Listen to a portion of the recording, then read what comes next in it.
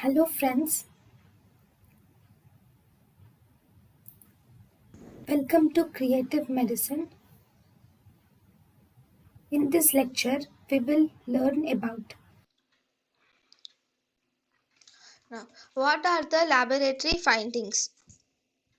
Or if you see diagnosis of rheumatoid arthritis.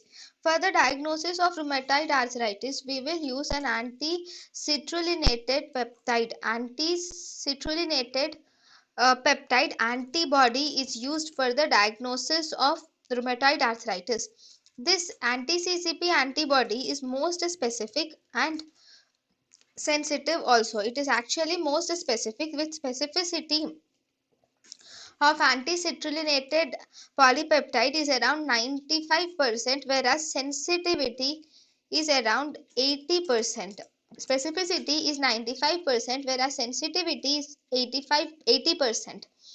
Now, the patient can have anemia. In the anemia, you will see that it is a normocytic, normochromic anemia is seen in the patient. This is mainly due to the ineffective erythropoiesis can result in this normocytic normochromic anemia.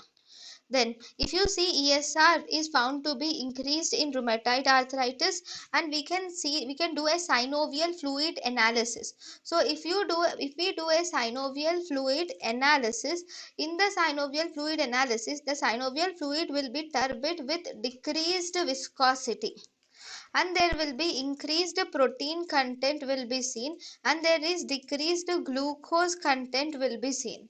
Okay, decreased glucose concentration will be seen. Then if you see the WBC count will be around 5,000 to 50,000 WBCs will be present per ml. So this is the synovial fluid analysis. Now if you see the rheumatoid factor, actually, this rheumatoid factor is both diagnostic and it is also prognostic significance. Rheumatoid factor has diagnostic and prognostic significance. Rheumatoid factor is an autoantibody and it is IgM antibody. It is an IgM antibody which is present against the Fc portion of IgG. It is an IgM, rheumatoid factor is an IgM antibody which is present against the Fc portion of IgG. So rheumatoid factor and IgG, both this rheumatoid factor and IgM IgG join and they form the immune complexes, and these immune complexes are responsible for the disease.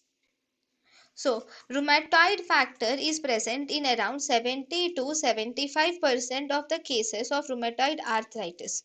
So, if there is absence of rheumatic factor, this will not rule out rheumatoid arthritis, because there are about 35%, 30 to 25% of cases which do not have rheumatoid factor, but still they might have rheumatoid arthritis.